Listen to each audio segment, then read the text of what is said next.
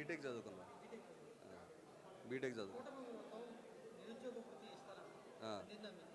అందలేదండి. అలా మాకేంటి ఎవరికి అందలేదు, మా ఒక్కళ్ళకే కాదు. ఆ పథకం అనేది అసలు అమల్లో కూడా పెట్టలేదు. అమలు కూడా పెట్టలేదు. అమల్లో కూడా పెట్టలేదు. నేను రాగానే ఇచ్చేస్తాను, ఉద్యోగాలు ఇస్తాను, ఉద్యోగాలు ఇవ్వకపోతే నిరుద్యోగ వృత్తి ఇస్తానని అన్నారు లోకేష్ గారు. అవునండి. ఎందుకని హామీలు పక్కన పెట్టేశారంటే? వాళ్ళు 6 గ్యారంటీల మధ్యలో పెట్టారు దీన్ని కూడా. దీన్ని 6 గ్యారంటీల్లో కాకుండా పక్కన పెట్టేసి దీన్ని తొంగలో దొక్కారు. ఏదన్నంటే నెక్స్ట్ ఇయర్ దీని గురించి స్టడీ చేస్తాం, దాన్ని బట్టి దాన్ని అమలు చేస్తామని చెప్పి మాట్లాడుతున్నారు. వాస్తవానికైతే అది అమలు చేయరు. అది మేబీ అమలు చేస్తే 2029 ఎలక్షన్ ముందు అమలు చేస్తారు, ఒక 6 నెలలు 3 నెలలు. ఈ మాట గుర్తుపెట్టుకోండి, ఇది మాత్రం వాస్తవం. ఎలక్షన్ ముందే ఎందుకని అంటారు? ఎలక్షన్ స్టంట్ కోసం, అది ఎలక్షన్ స్ట్రాటజీ కోసం మేము ఇచ్చామని చెప్పుకోవడానికి అది చేస్తారు అంతే. మరి ఈలోపు యువత అంతా ఏం చేయాలి? నిరుద్యోగ యువత మామూలుగా ఇంతకుముందు వీళ్ళు రాకముందు కూడా మేము శుభ్రంగా ఉన్నాం, ఇప్పుడు శుభ్రంగా ఉన్నాం. వీళ్ళు వచ్చే మమ్మల్ని ఏం బాగు చేయట్లేదు, అలానే పేదలను కూడా ఏం బాగు చేయట్లేదు. ఇంతకుముందు జగన్మోహన్ రెడ్డి పేదలకే పథకాలు ఇచ్చన్నా ఇటువంటి ఎగ్గొట్టారు. వీళ్ళు అది చేయట్లేదు, ఇది చేయట్లేదు.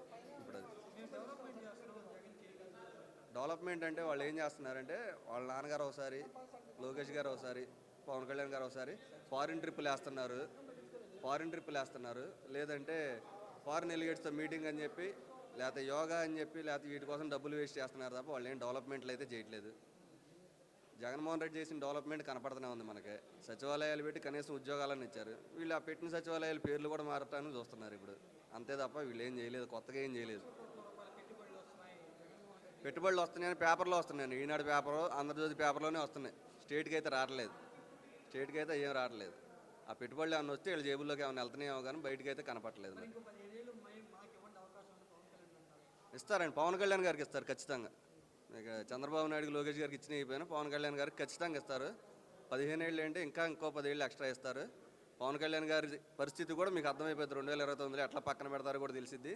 ఈసారి 29లో గవర్నమెంట్ జగన్మోహన్ రెడ్డి గారు రాబోతున్నారు.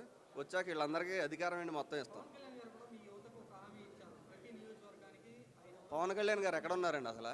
ఎక్కడున్నారు పవన్ కళ్యాణ్ గారు? కనపడ్డారు మీకు ఎక్కడన్నా ఈ మధ్యలో? పవన్ కళ్యాణ్ గారు ఏదైనా దేని విషయంలో బయటికి రావడం చూసారా మీరు? పవన్ కళ్యాణ్ గారు అసలు మాట్లాడటం లేదు. ఆయన ఊరు డమ్మీ క్యాండిడేట్ ఓన్లీ.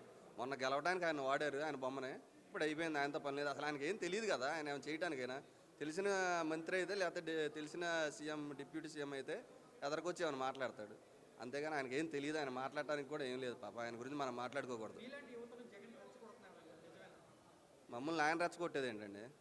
మేము మామూలుగా రెచ్చిపోయే ఉన్నాం అందరం. ఆయన రెచ్చగొట్టే పని లేదు జగన్మోహన్ రెడ్డి గారు. ఆయన చేసిన పథకాలు, ఆయన చేసిన మంచి, ఆయన మీద ఉన్న అభిమానంతో మేము ముందుకు వస్తున్నాం తప్ప ఆయన మమ్మల్ని రెచ్చగొట్టట్లేదు.